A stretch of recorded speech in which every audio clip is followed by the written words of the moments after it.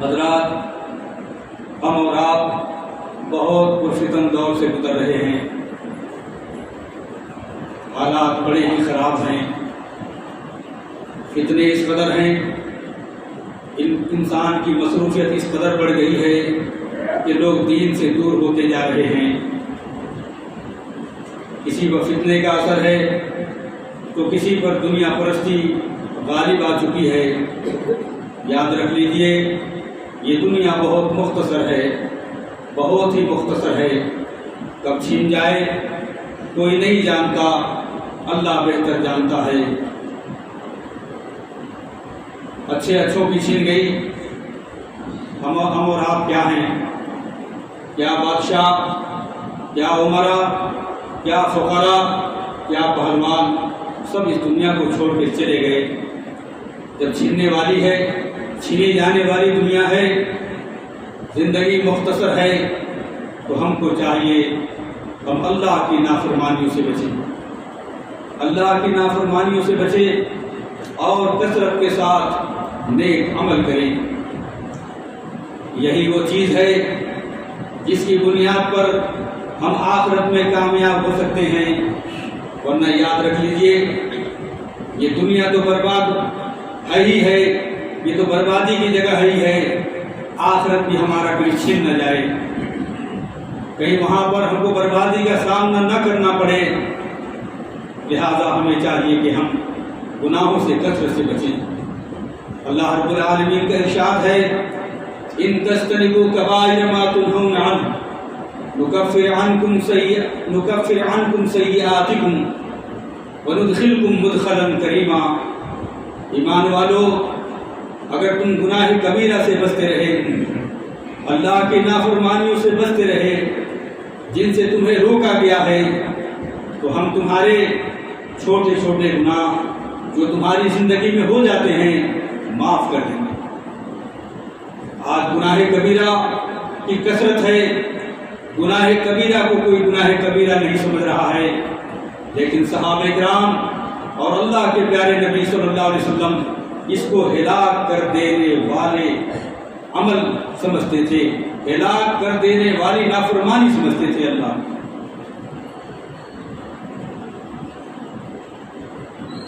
وہ کبیرہ گناہ کون کون سی ہیں ہمارے دل میں آنا بہت ضروری ہے تاکہ ہم اس سے بچ سکیں۔ نمبر 1 شرک آتا ہے، الحمدللہ ہماری جماعت اس سے بچی ہوئی ہے۔ اس شرک کے تعلق سے اللہ تعالیٰ نے قرآن کریم کے اندر اعلان فرمایا، ان اللہ لا یغفر ان یشرک بہ ویغفر ما دون ذلک لمن یشاء ومن یشرک باللہ فقد ضل ضلالا بعیدا۔ اللہ جس کو بھی چاہے گا معاف فرما دے گا، لیکن مشرک کو ہرگز معاف نہیں کرے گا۔ پیارے نبی فرماتے ہیں قیامت کے دن 3 قسم کے دفتر ہوں گے۔ پہلے دفتر میں ان لوگوں کا نام ہوگا جنہوں نے اللہ کے ساتھ شرک کیا ہوگا، تو اللہ تعالیٰ ان کو ہرگز معاف نہیں فرمائے گا۔ پھر آپ نے اس آیت کی تلاوت فرمائی جو پڑھی گئی، پھر فرمایا دوسرے دفتر میں ان لوگوں کا نام ہوگا جنہوں نے انسانوں پر ظلم کیا ہوگا، انسانوں کا مال لے لیا ہوگا، زمین دبا لی ہوگی، کسی کی دل آزاری کی ہوگی، کسی کو مارا پیٹا ہوگا، کسی کو ستایا ہوگا۔ اللہ کے نبی فرماتے ہیں جب تک اللہ تعالیٰ اپنا دلوا دے گا معاف نہیں کرے گا۔ ہم سمجھتے ہیں کہ ہم نے جو کچھ بھی کیا ختم ہو گئی، ہم نے ظلم کیا ختم ہو گیا، ہم نے گالی دی ختم ہو گئی، ہم نے زمین دبالی بات ختم ہو گئی، ہم نے کسی کا مال ہڑپ لیا بات ختم ہو گئی۔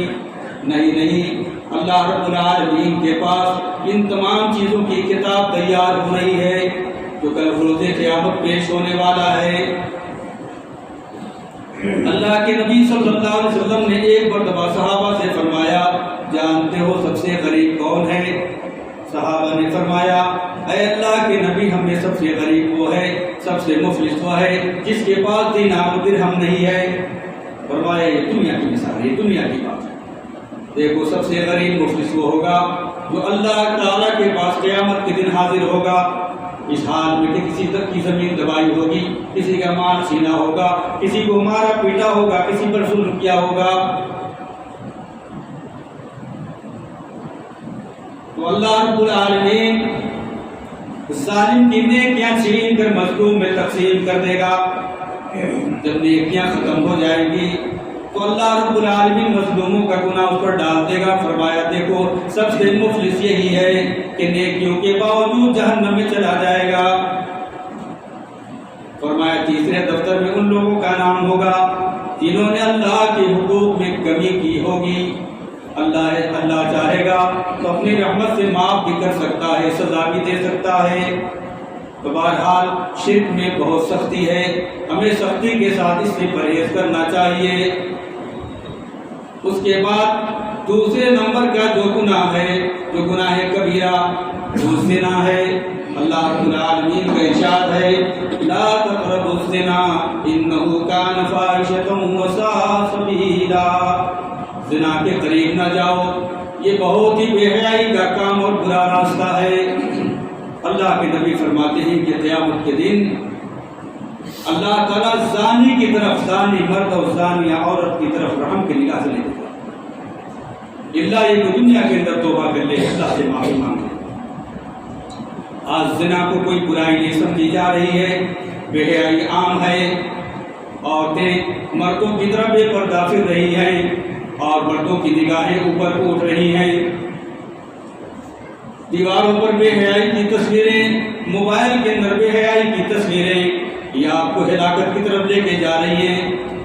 ایمان والو ہوش سے کام لو، ہوش سے کام لو۔ موبائل جہاں پر اللہ کی نعمت ہے وہاں پر اس کا حساب بھی اللہ کے پاس دینا پڑے گا۔ یاد رکھ لیجئے، آپ رات کی تنہائی میں دیکھتے ہوں گے، آپ انفرادیت میں دیکھتے ہوں گے، لیکن اللہ کا فرشتہ لکھ رہا ہے۔ فرمایا ان کل نفس لما علیہا حافظ، اے لوگوں جان لو تم انفرادی میں ہوگے، تم اجتماعیت میں کر رہے ہوں گے، تم موبائل کے ذریعے برائی دیکھ رہے ہوں گے یا آنکھوں سے دیکھ رہے ہوں گے، کوئی نفس ایسا نہیں ہے جس کے اوپر اللہ کا محافظ نہ ہو۔ ماں باپ تمہارے نہیں ہیں، تمہارے رشتے دار وہاں پر نہیں ہیں، تمہارے دوست احباب نہیں ہیں، لیکن فرشتے متعین ہیں جو آپ کی زندگی کے ریکارڈ کو تیار کر رہے ہیں، جو کل روز قیامت پیش کیا جانے والا ہے۔ ہم نے جو کچھ بھی کر دیا ختم ہو گئی، یہ بات ختم ہے، یاد رکھ لیجیے، یہ بات ہی ختم کیجیے۔ خاص زبان سے کوئی بات کہتے ہوں یا کوئی عمل کرتے ہوں، سب درج ہوگا۔ فرمایا ما یلفظ من قول الا لدیہ رقیب عتید، اے لوگوں سن لو، جان لو، تمہاری زبان سے کوئی بات نہیں نکلتی مگر لکھنے والے فوراً لکھ لیتے ہیں۔ ما یلفظ، انسان کی زبان سے کوئی بات نہیں نکلتی مگر فوراً درج ہو جاتا ہے۔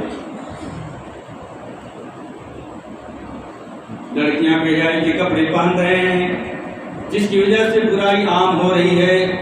خواتین کو چاہیے کہ اپنے جسم کو چھپائیں۔ اللہ کے نبی صلی اللہ علیہ وسلم فرماتے ہیں جو عورت بے پردہ بازار میں نکلتی ہے فرشتے اس پر لعنت کرتے ہیں،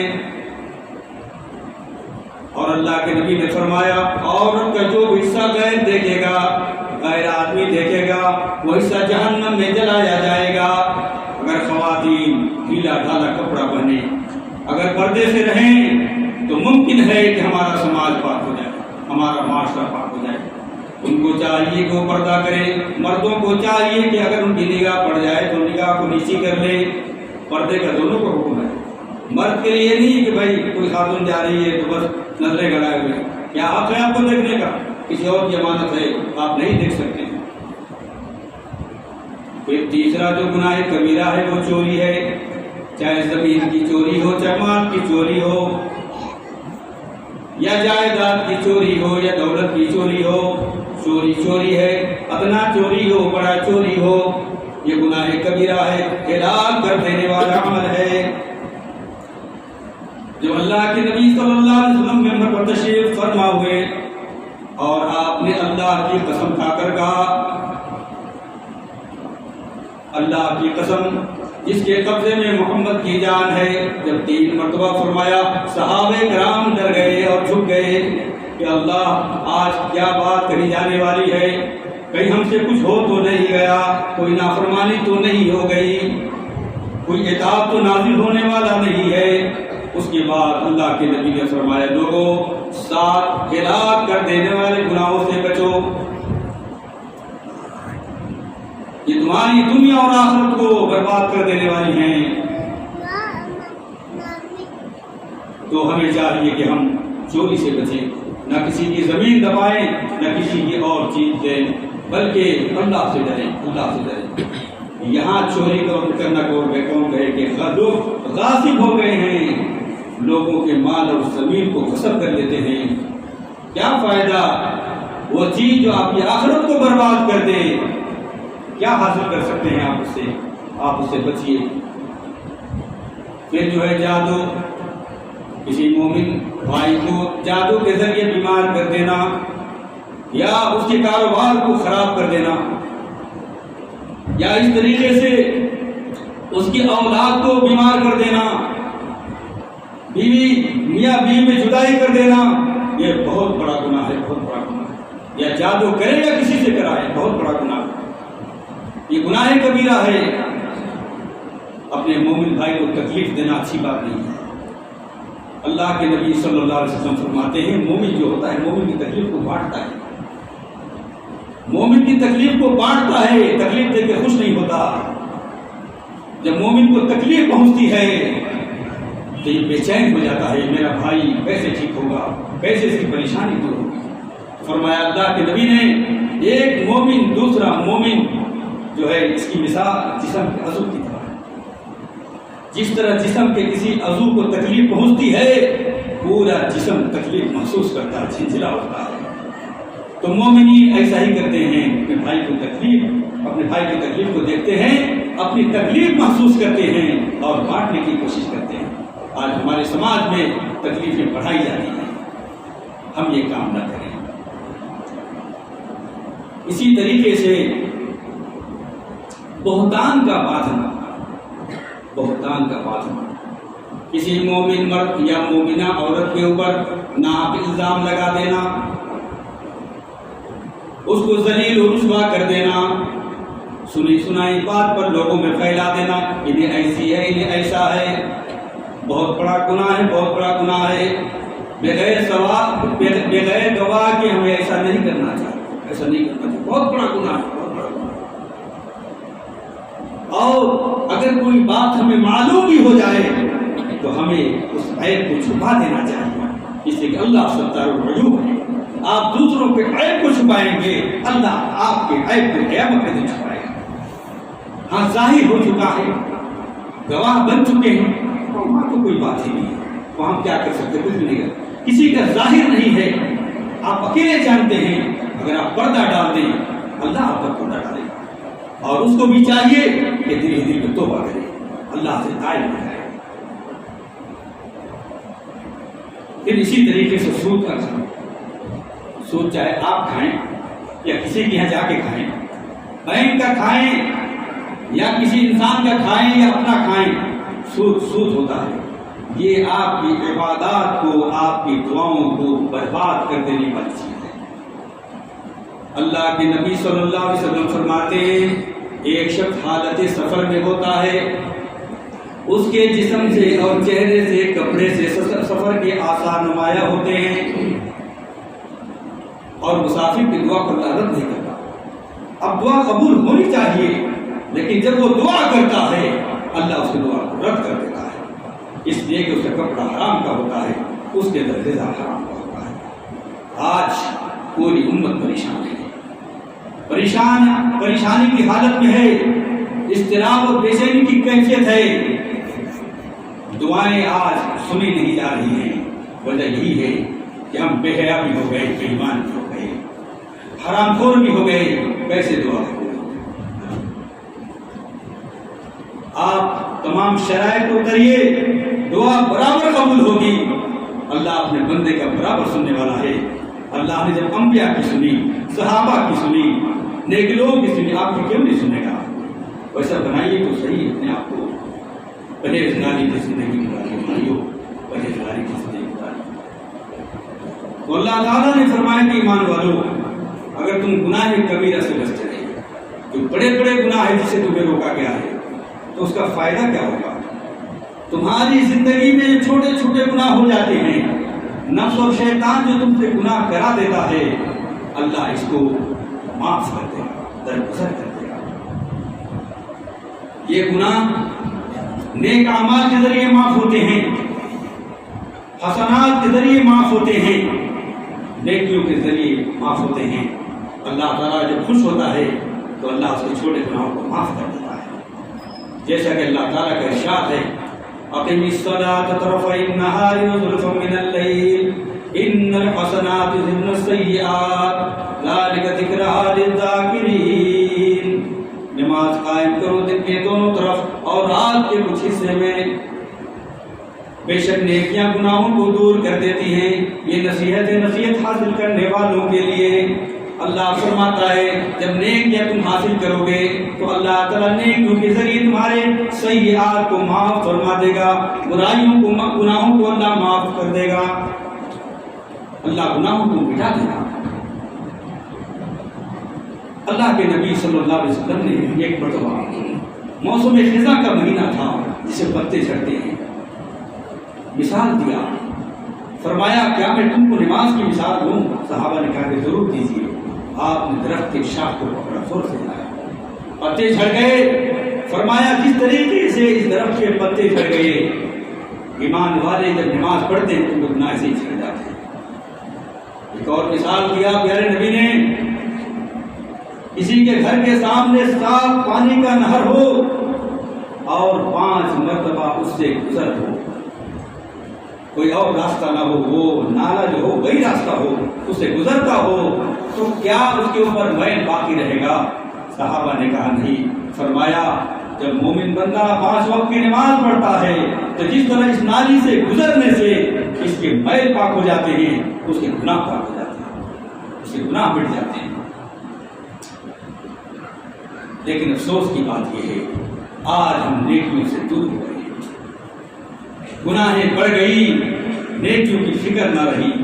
ہم جمعہ میں جیسا ہے، ایمانداری سے بولیے، کیا یہی کیفیت ہماری عام نمازوں میں ہے؟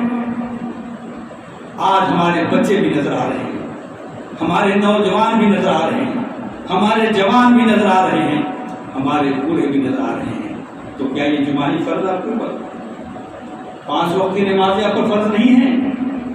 کاش کہ یہی مومن ہونے کا مظاہرہ، ایمان کی گرمی آپ 5 نمازوں میں بتاتے تو کتنا ہی بہتر ہوتا۔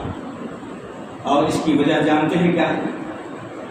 اس کی وجہ یہ ہے ہمارے بچے بڑے ہو جاتے، ہم ان کو نماز کا حکم نہیں دیتے۔ اگر ہم بچپن سے نماز پڑھائے ہوتے، ان کی تربیت کیے ہوتے، تو آج وہ نوجوان ہونے کے بعد جوان ہونے کے بعد صرف نظر آتے۔ تربیت ہی نہیں، عادت ہی نہیں ڈالی گئی۔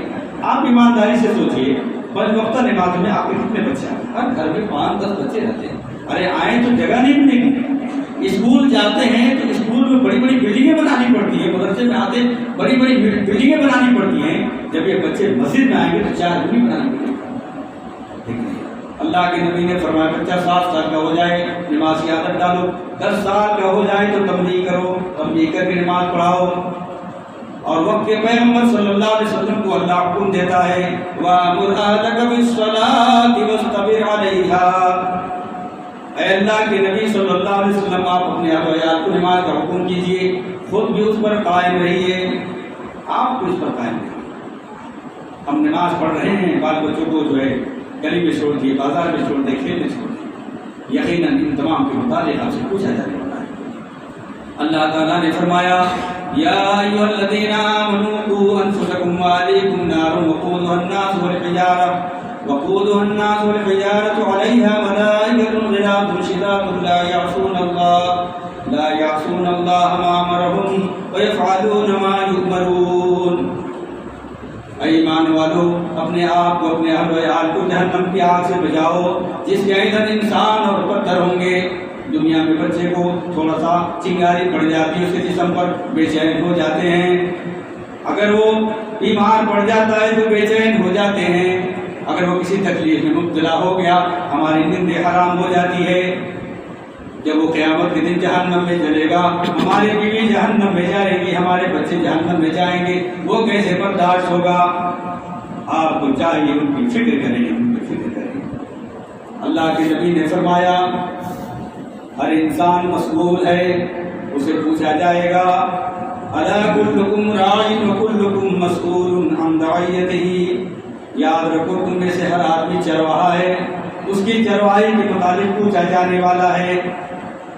جو مرد آدمی ہے اپنے گھر کا چرواہا ہے، بیوی چرواہا، جو گاؤں کا امام ہے، امیر ہے، گاؤں کا چرواہا ہے، جو ملک کا حاکم ہے، ملک کا چرواہا ہے۔ جس طرح ایک چرواہے کو چند بکریاں دے کر چرانے کے لیے بھیجا جاتا ہے، بکری گم جاتی ہے یا کچھ ہو جاتا ہے تو چرواہے سے اس کا مالک سختی سے پوچھتا ہے، ایسے ہی آپ کے ساتھ بھی ہونے والا ہے۔ فرمایا اے لوگوں اس آگ سے بچاؤ جس کے ایندھن انسان اور پتھر ہوں گے، جس پر سب دل فرشتے غلبہ پائے ہوئے ہیں، اللہ کی نافرمانی نہیں کرتے اور جو بھی اس کا حکم ہوتا ہے اس کو بجا لاتے ہیں۔ اتنی شدت والی آگ ہے کہ بعض مفسرین اپنی تفسیر میں لکھتے ہیں کہ اگر اس کا تھوڑا سا حصہ بھی دنیا کے اندر گر جائے تو دنیا کے تمام چیزوں کو خاکستر کر دے، تباہ کر دے، جلا کے رکھ دے۔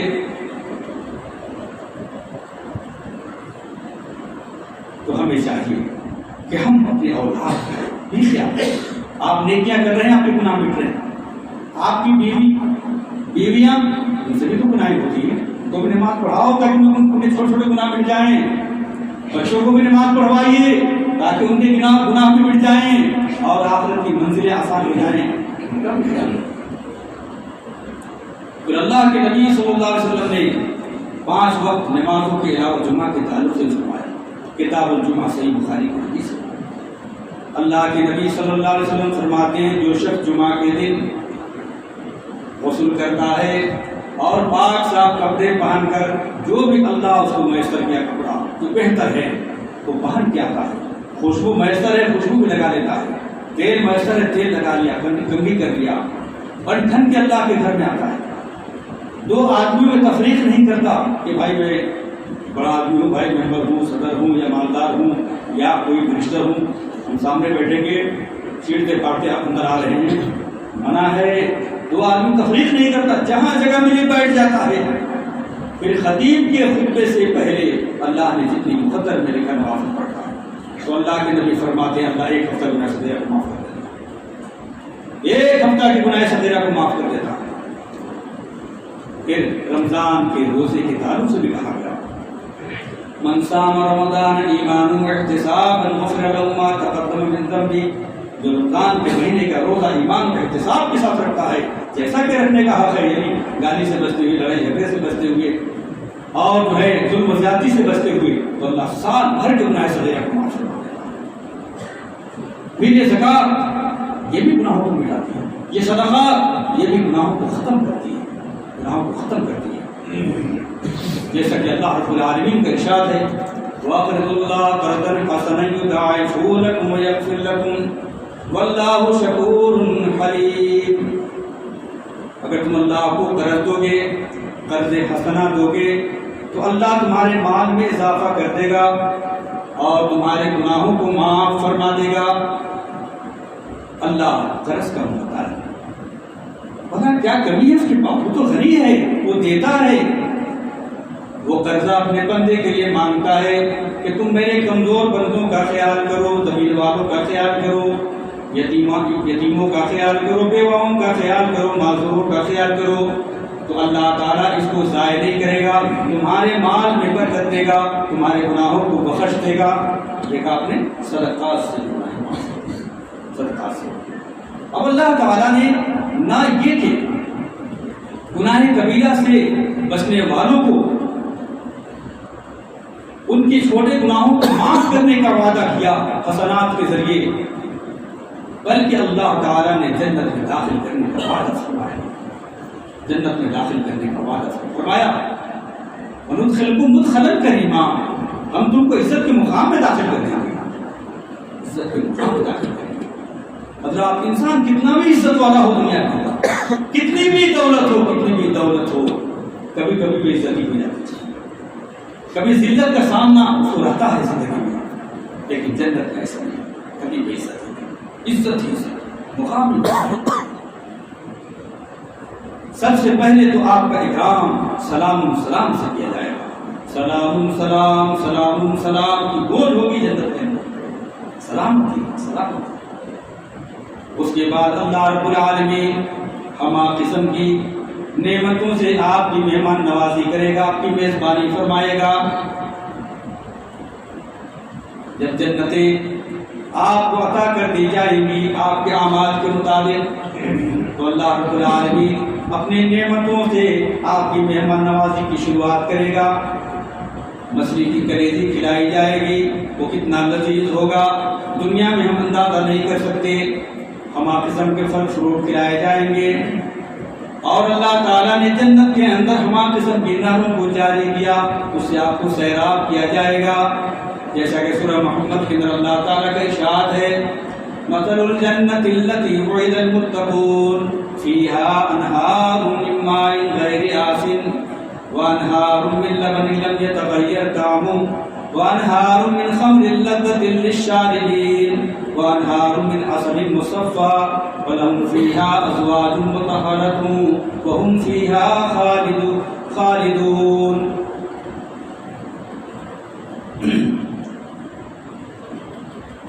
تو بہرحال اللہ رب العالمین نے فرمایا کہ اللہ نے جنت کے نیچے پانی کا نہر بنایا، ایسا پانی ہے کبھی رنگت تبدیل ہے، دنیا کا پانی بدل جاتا ہے، اللہ اسے سیراب نہایت لذیذ نہایت ٹھنڈا۔ پھر دودھ پلائے گا اللہ رب العالمین، دودھ پلائے گا اللہ رب الجنت کا جو نہایت ہی سفید نہایت ہی میٹھا۔ پھر شراب پلائے گا اللہ رب الجنتی اہل جنت کو، جس کے تعلق سے آتا ہے بڑا ہی لذیذ ہوگا پینے والوں کو۔ پھر شراب کے بعد جو ہے شہد پلائے گا اللہ تعالیٰ، شہد کا نہر بھی بنایا گا۔ مزید نعمتوں کا ذکر کرتے ہوئے اللہ تعالیٰ نے فرمایا وَلَهُمْ فِيهَا أَزْوَاجٌ مُطَهَّرَةٌ، اور ان کے لیے پاک۔ ایک دوسرے مقام پر فرمایا وَزَوَّجْنَاهُم بِحُورٍ عِينٍ، اللہ بڑی بڑی آنکھ والی حور سے شادی کرا دے گا۔ اور دنیا میں انسان جب زنا کرتا ہے تو اس کو ایسی بیماری لگ جاتی ہے، اس کی نسل تباہ ہو جاتی ہے، ڈاکٹر سے نفرت کرتا ہے، مہذب سماج سے نفرت کرتا ہے، لیکن ایسی پاک دامن عورتیں ان کے تعلق سے اللہ نے فرمایا کہ لم یطمثہن انس قبلہم ولا جان، کسی انسان اور جنات نے ان کو ہاتھ نہیں لگایا۔ وہ عورتیں جب ان کو ملیں گی ان کی عزت اور شان میں اضافہ ہوگا، صحت میں اضافہ ہوگا۔ پھر مزید اللہ رب العالمین نے فرمایا کہ یہ جنت جو دنیا میں تم جنت نما مکان وغیرہ بنا رہے ہو اور رات دن حرام و حلال کی تمیز کیے بغیر جو تم جو ہے بنا رہے ہو، یاد رکھو یہ دنیا میں یہ چھین جائے گی، یعنی تو موت اسے جدا کر دے گا۔ صدام حسین 20 محل کا مالک تھا، سونے کے ڈیلسا لگایا تھا، ظالموں نے زندگی میں ہی چھین لیا اور ایک چھوٹے سے مکان میں رہنے پر مجبور ہو گیا۔ کرنل قذافی کا سکہ چلتا تھا، کئی محلات کا مالک اس کا بیٹا سیف اللہ قذافی، ملکہ الزابیتھ برطانیہ کی محل کو ٹھہرے جگہ خرید لیا، تو پیسہ آج جیل میں پڑا۔ تو بھائی دوست اور بزرگ، دنیا میں اگر آپ جو ہے ایک اچھے مکان کے مالک بھی بن گئے، پارک کے مالک بھی بن گئے، ایسوشن کی تمام چیزیں اس میں رکھ بھی لیے، چھینی جانے والی ختم ہونے والی، کوئی نہیں چھینے گا، موت جدا کر دے گا، جدا کر دے گا۔ تو ہمیں چاہیے وہ آخرت میں جنت جو ہمیشہ کے لیے ہم کو ہمارے لیے بنایا ہے، ہمارے استقبال کے لیے، ہمارے رہنے کے لیے، ہم اس کا خیال کریں۔ یہ کن کن کو عطا ہوگا؟ اللہ تعالیٰ نے سورۃ الذاریات کے اندر فرمایا ان المتقین فی جنات وعیون، بے شک اللہ سے جو ڈرنے والے بندے جو برائیوں سے ڈرتے ہیں، نافرمانی سے ڈرتے ہیں، یہ جنات اور چشموں میں داخل کیے جائیں گے، ہما قسم کی جنتوں میں داخل کیا جائے گا، ہما قسم کی چشموں سے ان کو سیراب کیا جائے گا۔ آخذین ما آتاہم ربہم انہم کانوا قبل ذلک محسنین، یہ نعمتیں ان کو جو دی جائیں گی اور یہ جو لے رہے ہوں گے اس لیے دیا جائے گا اس سے قبل والی زندگی میں وہ نیکیاں کرنے والے تھے، اللہ کے نافرمان محروم کر دیے جائیں گے۔ اس دن وہ افسوس کریں گے کاش کہ ہم اللہ سے ڈر کر دنیا میں زندگی گزارتے، تقوی اختیار کرتے، نیکیاں کرتے تو آج ہمیں یہ نعمتیں عطا ہوتی۔ آخذین ما آتاہم ربہم انہم کانوا قبل ذلک محسنین کانوا قلیلا من اللیل ما یہجعون وبالاسحار هم یستغفرون۔ ان کے تقوی کی حالت یہ تھی، اللہ کے خوف کا عالم یہ تھا، ساری دنیا جب راتوں میں سوتی تھی، دن کی خراٹیں دیتی تھی، یہ اللہ کے بندے نے تھوڑا سا وقت اللہ کے لیے نکال لیا اور قیام اللیل میں ٹھہر گئے، قیام اللیل کے لیے ٹھہر گئے اور اللہ کے سامنے روتے رہے، گناہوں پر معافی مانگتے رہے۔ ان کی حالت یہ تھی جو گناہیں ثابت میں ہو گئی، صبح صبح جب اٹھتے تو اس پر استغفار کیا کرتے تھے، اللہ کے سامنے گر گراتے تھے، مولا کائنات افسوس ہماری سابقہ زندگی گناہوں میں گزر گئی، نافرمانی میں گزر گئی، جھوٹ میں گزر گئی، اللہ معاف فرما دے۔ جائز یہ نہیں کہ گناہ کو گناہ بڑھائے جا رہے ہیں، گناہ بڑھتے جا رہے ہیں، بڑھتے جا رہے ہیں، بلکہ اپنے گناہوں کو روتے استغفار کرتے تھے۔ وقت کے پیغمبر اللہ کے نبی صلی اللہ علیہ وسلم معصوم من الخطا ہونے کے باوجود 70 مرتبہ اس سے زیادہ روزانہ استغفار کیا کرتے تھے۔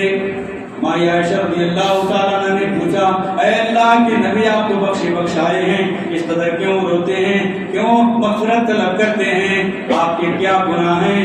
فرمایا، عائشہ کیا میں اللہ کا شکر گزار بندہ نہ بنوں؟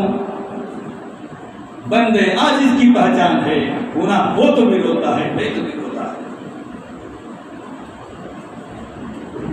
اس کے بعد آگے اللہ نے فرمایا ان جنتیوں کے ایک اور عمل جو ہوں گے وہ یہ ہوں گے، وَفِي أَمْوَالِهِمْ حَقٌّ لِلسَّائِلِ وَالْمَحْرُومِ، یہ مال جو کماتے تھے وہ ہمارا نہیں بولتے تھے بلکہ اللہ کی امانت سمجھتے تھے اور سائل کو بھی دیتے، محروم کو بھی دیتے تھے۔ سائل کو تو سب لوگ دیتے ہیں لیکن محروم کا خیال بہت کم ہوتا ہے۔ ہمارے سماج میں ایسے لوگ بھی رہتے ہیں، بستے ہیں جو شرم سے سوال نہیں کرتے، 8 بچے 10 بچے 100-200 کیا ہوتی ہے، برابر نہ کھانے کو ہوتا، نہ پہننے کو ہوتا، نہ علاج کو ہوتا، پریشان رہتے ہیں، شرم سے سوال نہیں کرتے۔ ہمیں چاہیے کہ قلب میٹھی ان کا خیال، اللہ نے فرمایا متقی لوگوں کی پہچان ہے اور زمین میں عاجزی سے چلتے ہیں، کتنا بھی اللہ دولت دے دے سدا صحیح تکبر اللہ کو پسند نہیں۔ بندے مومن کو چاہے کہ اللہ دے تو عاجزی اختیار کرے، عاجزی اختیار کرے زمین پر، چاہے عہدہ ملے چاہے دولت ملے، چاہے اپمان اللہ کے بندوں پر خرچ کرے، چاہے مدرسوں پر خرچ کرے، چاہے مساجد کی تعمیر پر خرچ کرے، اللہ تعالیٰ ان تمام مال میں بہت برکت دیتا ہے، ان تمام مال کے خرچ کرنے کو بہت برکت دیتا ہے، جس کے تعلق سے اللہ نے فرمایا مثل الذين ينفقون أموالهم في سبيل الله كمثل حبة أنبتت 7 سنابل في كل سنبلة 100 حبة والله يضاعف لمن يشاء والله واسع عليم۔ جو لوگ اللہ کے راہ میں اپنے مال کو خرچ کرتے ہیں، چاہے دعوت و تبلیغ پر ہو، مساجد پر ہو، مدارس پر ہو یا اللہ کے بندوں پر ہو، اللہ ان کو 1 کا بدلہ 700 دیتا ہے۔ ان کی مثال ایک دانے کی طرح ہے، زمین میں ایک دانہ ڈالنے کے بعد اسے پودا ہوتا ہے، 7 بالیاں پکڑتے ہیں، ہر بالی میں 100 دانے۔ اللہ نے مثال دے کے فرمایا اللہ تمہارے مال میں ایسا ہی اضافہ کرتا ہے، مزید فرمائے کہ اللہ اس سے زیادہ بھی دیتا ہے، واللہ واسع علیم، اللہ بڑا یوسف بن جانے والا، بخیل نے مخالف فرمایا کوئی کمی نہیں ہے، بے حساب سے ہے۔ صحیح بخاری کی حدیث ہے، اللہ کے نبی فرماتے ہیں کہ اللہ تعالیٰ اولاد آدم سے فرماتا ہے، اے آدم کے بیٹو، اللہ نے جو تم کو مال دیا ہے اس کو اللہ کے راہ میں خرچ کرو تاکہ اللہ تم پر بھی خرچ کرے، تمہیں بھی عطا کرے۔ اس سے معلوم یہ ہوا کہ اللہ تعالیٰ خرچ کرنے والوں کو دیتا ہے، جو لوگ خرچ نہیں کرتے اللہ ان کے مال کو جو ہے ایک مدت تک دیتا، اس کے بعد آزمائش میں ڈال دیتا ہے اور مال ان سے رخصت ہو جاتا ہے۔ تو مال تو بہت سارے لوگوں کا جو بھی چلا جاتا ہے اور جو ہے آزمائش سے بھی چلا جاتا ہے، لیکن وہ لوگ خوش نصیب ہیں جن کو اللہ نے دیا تو کچھ کر دیا۔ الحمدللہ آپ کے لیے بہت اچھا موقع ہے۔ یہ اللہ کا گھر ٹوٹنے جا رہا ہے، اس لیے کہ گھر تو بڑا پیارا ہے لیکن قبلہ اس کا صحیح نہیں ہے۔ نماز کے لیے انتظام بھی کر دیا گیا ہے۔ آپ حضرات سے گزارش ہے جب یہ اللہ کا گھر بنے، یہ آپ کی بستی کا ہے، آپ کے محلے کا ہے، دل کھول کر حصہ لیں، دل کو بڑا کریں، اس لیے کہ یہ گھر جو بنے گا اس میں جب تک سجدے ہوں گے اس کا اجر آپ کو ملنے والا ہے۔ اور بات اجر کی تو ہے ہی ہے، ساتھ ساتھ اللہ تعالیٰ آپ کے جنت میں آپ کے گھر بنانے والا ہے۔ جو لوگ اللہ کی زمین پر اللہ کا گھر بناتے ہیں، اللہ جنت میں ان کے گھر بناتا ہے، گھر بننے والا ہے، اور یہ ایسا اجر ہے جو نہ مٹنے والا ہے۔ حضرت ابو ہریرہ رضی اللہ تعالیٰ عنہ فرماتے ہیں، عن ابی ہریرہ رضی اللہ تعالیٰ عنہ قال قال النبي صلى الله عليه وسلم اذا مات آدم انقطع عمله الا من ثلاث: صدقة جارية او علم ينتفع به او ولد صالح يدعو متفق علیہ۔ حضرت ابو ہریرہ رضی اللہ تعالیٰ عنہ فرماتے ہیں کہ اللہ کے نبی نے فرمایا ابن آدم مر جاتا ہے، اولاد آدم مر جاتا ہے، اس کے عمل کے دروازے بند ہو جاتے ہیں، نہ تو صدقہ کر سکتا ہے، نہ خیرات کر سکتا ہے، نہ مسجد بنا سکتا ہے اور نہ کچھ کر سکتا ہے، لیکن تین عمل ایسے ہیں اس کا اجر اس کو ملتے رہتا ہے، جس میں ایک صدقہ جاریہ بھی ہے۔ مثلا کسی نے مسجد بنایا، کسی نے مدرسے بنایا، بنانے کی طاقت نہیں، کچھ حصہ لے لیا، کچھ سیمنٹ کے تھیلے ہی صحیح، کچھ جو ہے اینٹ ہی صحیح، کچھ پتھر ہی صحیح لگا دیا، ریتی ہی صحیح، اللہ تعالیٰ جو ہے جب تک لوگ نماز پڑھتے رہتے ہیں اس کا اجر اس کو عطا کرتے رہتا ہے، اس کا اجر اس کو ملتے رہتا ہے۔ تو بھائیو، دوستو اور بزرگوں، یہ دنیا کی زندگی مختصر ہے، ہمیں حسنات کی فکر زیادہ ہونی چاہیے، گناہوں سے کثرت سے بچنے کی کوشش کرنی چاہیے۔ یہ دنیا کیسی ہے؟ یہ دنیا ایسی ہے کہ گھسنے والوں کو گھساتی چلی جاتی اور ایسے ایسے گناہ کراتی ہے کہ بندہ اللہ سے دور ہو جاتا ہے۔ اللہ نے سورۃ لقمان کے اندر فرمایا فَلَا تَغُرَّنَّكُمُ الْحَيَاةُ الدُّنْيَا وَلَا يَغُرَّنَّكُمْ بِاللَّهِ الْغَرُورُ۔ اے ایمان والو، اے لوگو، کہیں دنیا کی زندگی تم کو دھوکے میں نہ ڈال دے، اللہ سے دور نہ کر دے، اللہ سے دھوکے میں نہ ڈال دے۔ چلو زندگی بہت لمبی ہے، توبہ کر لیں گے، بہت ٹائم ہے، کوئی ٹھیک نہیں، کیسے کیسے نوجوان چلے گئے، کیسے کیسے بچے چلے گئے، انہوں نے بھی یہی سوچا تھا، لیکن موت آئی لے کے چلی گئی، موقع نہیں ہوا۔ لہٰذا غنیمت جان میں لے کیا کیجیے، غنیمت جان میں کثرت سے لے کیا کیجیے۔ اللہ نے قرآن کریم سورۃ احقاف کے اندر فرمایا ما خلقنا السماوات والارض وما بينهما الا بالحق واجل مسمى۔ اے لوگوں، یاد رکھو، زمین و آسمان اس کے درمیان جتنی بھی چیزیں ہیں ہم نے سب کو مدت خاص کے لیے بنایا ہے، لیکن کافروں کی نافرمانوں کی حالت یہ ہے، باوجود ہے کہ دنیا ختم ہونے والی، دنیا کی تمام چیزیں ختم ہونے والی ہیں، اپنے منہ کو موڑے ہوئے ہیں، اللہ کی نافرمانی میں لگے ہوئے ہیں۔ کتنے درخت پیدا ہوئے، ختم ہو گئے، آخر فنا کی دلیل چھوڑ گئے۔ کتنے جانور پیدا ہوئے، آنکھوں کے سامنے چلے گئے، آخر فنا کی دلیل چھوڑ گئے۔ آپ کے آبا و اجداد چلے گئے، آپ کے بھائی چلے گئے، آپ کے والد چلے گئے، انہوں نے یہ سبق دیا، لوگوں جس طرح ہم کو فنا آ گیا تم کو بھی فنا آنا ہے۔ کل من علیہا فان ویبقى وجہ ربک ذو الجلال والاکرام۔ یاد رکھو، تمام چیزیں فنا ہونے والی ہیں، اللہ کی ذات ہی باقی رہنے والی ہے۔ جب دنیا یہ دھوکے باز ہے، دھوکہ دینے والی ہے، کیسی محبت! آپ دنیا کو اتنا لیجئے جتنی آپ کو ضرورت ہے، ضرورت سے زیادہ نہ لیجئے، ورنہ یہ دنیا اچھے اچھوں کو نہیں چھوڑی، سب کو برباد کر دی، آخرت کو تباہ کر کے اس دنیا نے۔ اللہ سے دعا ہے اللہ تعالی ہم تمام کو کثرت سے نیکیاں کرنے کی توفیق عطا فرمائے، گناہ کبیرہ سے بچنے کی توفیق عطا فرمائے، دنیا کے مقابلے میں آخرت کی زیادہ فکر کرنے کی توفیق عطا فرمائے۔